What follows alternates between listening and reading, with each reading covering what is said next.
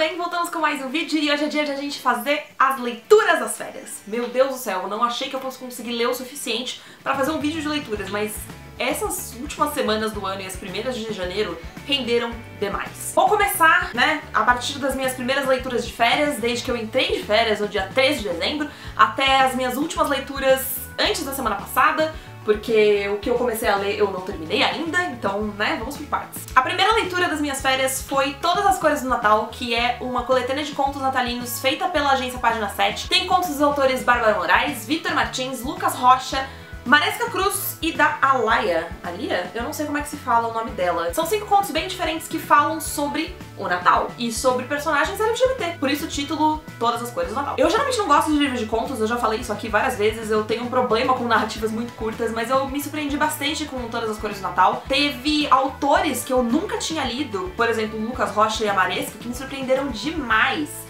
O conto da Maresca e o conto do Lucas são bem opostos em alguns sentidos. O conto da Maresca ele é meio triste, me deixou muito deprimida, eu fiquei meio puta, na verdade, que esse foi o último conto, porque eu chorei pra caramba no começo daquele conto. Mas o conto do Lucas ele é super engraçado, a narrativa dele é muito envolvente, assim. E acho que foram 2 dos meus preferidos, assim. Se eu tivesse que fazer um ranking, os meus 3 primeiros seriam o Conto das Bananas, do Vitor Martins. Como é que é o nome? 20 bombons de banana? Depois o conto do Lucas, depois o conto da Maresca. Que foram, assim, os 3 que mais me surpreenderam e que eu mais dei risada e me diverti e me envolvi. Vou deixar o link aqui na descrição do vídeo pra quem não leu poder conhecer o trabalho desses autores. Depois eu embarquei numa jornada sem volta pelo mundo de Sarah J. Maas.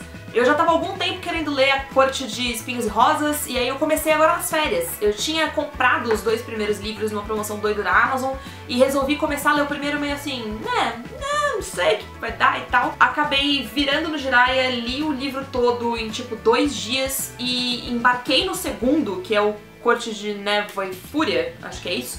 Logo em seguida que eu li em um dia só e, gente do céu, o que foram esses livros? O primeiro eu não achei tão bom, pra ser sincera. Eu acho que ele fica focado demais na ideia de ser uma releitura de A Bela e a Fera, que é a proposta inicial de Corte de Espinhos e Rosas. E apesar de ser uma releitura interessante, não é tão rica quanto ela pode ser.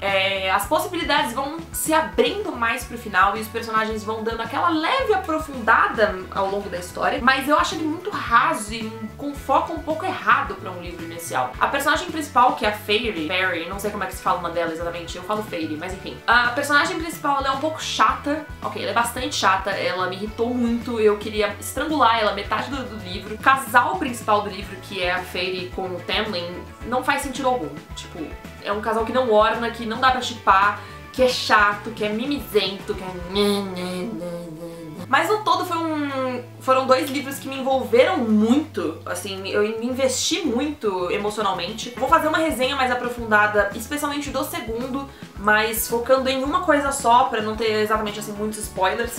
Foi um livro que me surpreendeu, o Corte de Névoa e Fúria principalmente, ele me surpreendeu por tratar de alguns assuntos de uma maneira muito honesta e muito aberta, e assuntos que não tem nada a ver com fantasia, né? Assuntos que são contemporâneos e reais e que acontecem na vida e tal. Foi uma leitura muito satisfatória e eu tô muito curiosa pelo terceiro, mas ainda vou ter que esperar porque o e-book está uma fortuna. Logo depois disso veio a leitura de Um Perfeito Cavalheiro, da Julia Quinn. Esse é o 3º livro da série dos Bridgertons. E foi o que eu menos gostei até agora. Eu fiz resenha dos 2 primeiros aqui, eu ainda não tenho certeza se eu vou fazer uma resenha desse, talvez. Mas O Perfeito Cavalheiro conta a história do... Meu Deus, deu branco. Do Benjamin, nossa senhora. O Perfeito Cavalheiro conta a história do Benjamin com a Sophie, e é uma história meio Cinderela ali, ela é meio gata borralheira, foge, vai no baile e tal. O meu problema com O Perfeito Cavalheiro é que o Benjamin é insuportável, ele é chato, ele é... Ele parece muito legal no começo, ele tem algumas atitudes legais, só que parece que tipo, olha, eu tive essa atitude legal, então eu vou compensar tendo 27 atitudes escrotas. E a Sophie é uma personagem maravilhosa, ela é uma puta mulherzona da porra, sabe? Ela não merece um cara como aquele. Ou melhor, ele não merece uma mulher como ela, sabe? É um casal que apenas... não. Logo em seguida eu li Em Busca de Audrey, da Sophie Kinsella. Eu estaria com o livro aqui, mas a minha mãe está lendo ele neste momento. Em Busca de Audrey foi uma surpresa muito grande. Eu só tinha lido um livro da Sophie Kinsella antes, que foi o Menina de 20, que é um livro engraçadíssimo, que eu adorei, mas é um livro voltado para o público adulto. E esse, A Procura de Audrey, ele é um infanto juvenil. A personagem principal ela tem 14 anos e ela sofre de ansiedade social causada pelas experiências de bullying que ela sofreu na escola. E a maneira como a Sophie Kinsella insere o humor e vai pincelando o crescimento da Audrey ao longo do livro é maravilhoso. Você fica esperando certos clichês, assim, de livros que lidam com personagens com depressão, né, e tal, mas eu achei ele muito fora da casinha, assim. Ela não se conforma com os clichês, ela usa, mas ela também abusa de outras coisas, e ele é um livro muito real. Eu senti que aquela aflição da Audrey, ela era palpável, ela existia. Eu senti que ela tava conseguindo passar aquilo pra mim. Foi uma leitura, assim, muito surpreendente, uma das melhores que eu fiz durante essas férias, eu diria. Depois, ao invés de ler Princesa das Águas, da Paula Pimenta, eu tava pra ler esse livro desde o lançamento, que eu comprei falando, não, vou ler assim que a Bienal acabar, e eu não li. Mas eu trouxe ele comigo pra viagem lá pra praia, e eu li em uma sentada, li em um dia. Princesa das Águas é tão gostosinho de ler quanto todos os outros livros da Paula. Ele é um pouco maior do que os outros livros das princesas, bem maior, na verdade, do que os anteriores, se não me engano. Eu gostei muito da maneira como a Paula adaptou o Conto da Pequena Sereia, a maneira como ela resolveu algumas questões, tipo, como você vai tirar a voz da menina? Como é que você vai fazer essa questão dessa barganha?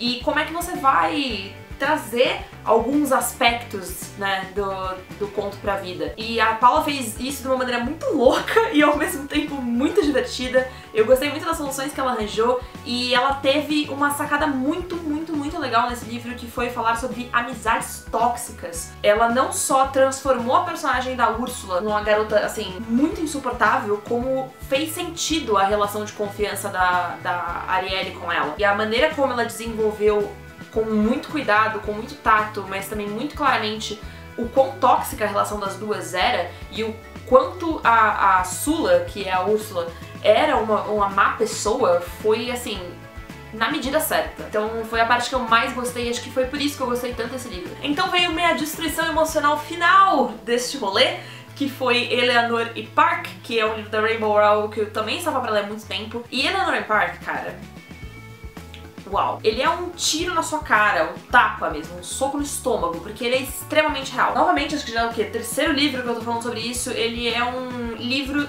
sobre relações tóxicas. A Eleanor tem um padrasto muito filho da puta, que abusa da mãe dela e que enfim, transforma a vida dela e dos irmãos no inferno, e ela se muda de cidade, tenta começar de novo, ela é gorda, ela passa por bullying na escola, enfim, tem N questões muito bem trabalhadas nesse livro, e tudo isso a gente tem o relacionamento do Park com a Eleanor e a maneira como esse relacionamento vai moldando e transformando a vida dos dois. Ele trata sobre tantos assuntos que eu não conseguiria colocar todos eles nessa micro resenha que eu tô fazendo aqui pra esse vídeo de leituras. Ele realmente é muito triste, ele me deixou, assim, deprimida, real, assim. Eu não sei, gente, eu fiquei muito coisada com esse livro, muitos sentimentos. Tem algumas partes dele que eu não gosto, mas a maior parte, assim, pra mim ele é visceral de um jeito bom, sabe? Eu curti pra caramba. Se você não conhece o trabalho da Rainbow ainda, recomendo, e recomendo Eleanor Park também. Então eu voltei pro Kindle pra ler alguns dos livros que estavam parados lá, como todos os que eu li no começo das férias.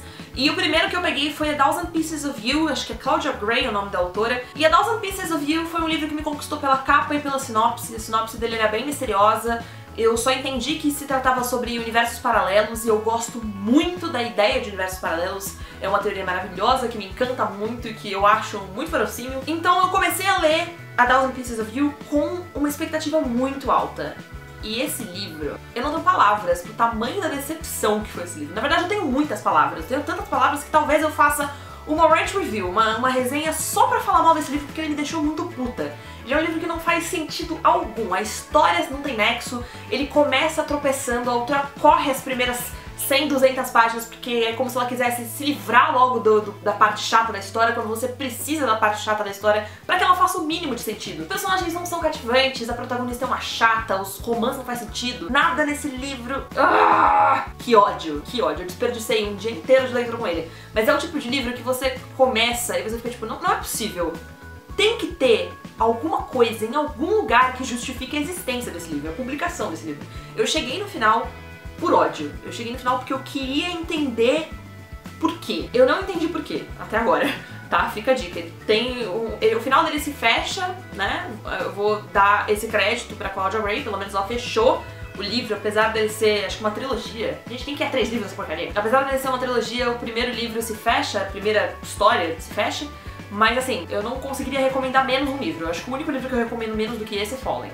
Sério, apenas não. E aí eu fechei as minhas leituras de férias com Ayla e o Felizes para Sempre, que foi uma leitura muito amorzinho. Eu já tinha lido os primeiros 2 livros da série da Stephanie Perkins, que é o Lola e o Garoto da Casa ao Lado e Annie e o Beijo Francês. Eu tinha lido, na verdade, no verão passado, então no início de 2016 eu tinha lido, e aí eu acabei não conseguindo concluir a série, deixei pra ler agora, li e ele foi de longe o que eu mais gostei da série. Os 2 primeiros pra mim tem problemas muito sérios com relação aos protagonistas. Eu acho que o primeiro, em especial, o Annie e o Beijo Francês, ele tem uma questão que me irrita muito de competição feminina.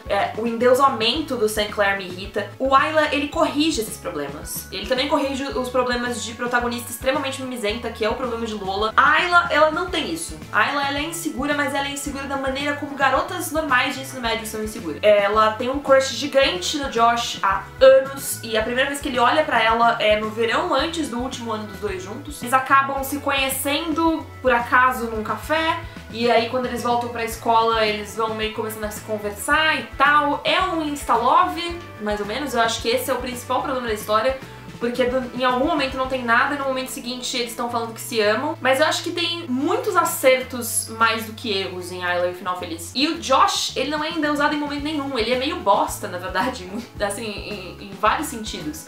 Ele é um cara solitário, ele é um artista solitário, ele falta aula, ele mente pra caramba, ele não se esforça, ele é o tipo de cara que prefere pagar de burro do que fazer o suficiente, sabe? Ele se arranja vários problemas, e eu acho que o fato dele ser um personagem muito problemático é o que me fez gostar mais dele. Uau, eu li muita coisa. Tô muito surpresa comigo e tô louca pra ver que outras leituras eu vou ter esse ano. Eu espero que eu consiga manter esse ritmo bom, talvez não de um livro por dia, porque, né, tem que trabalhar.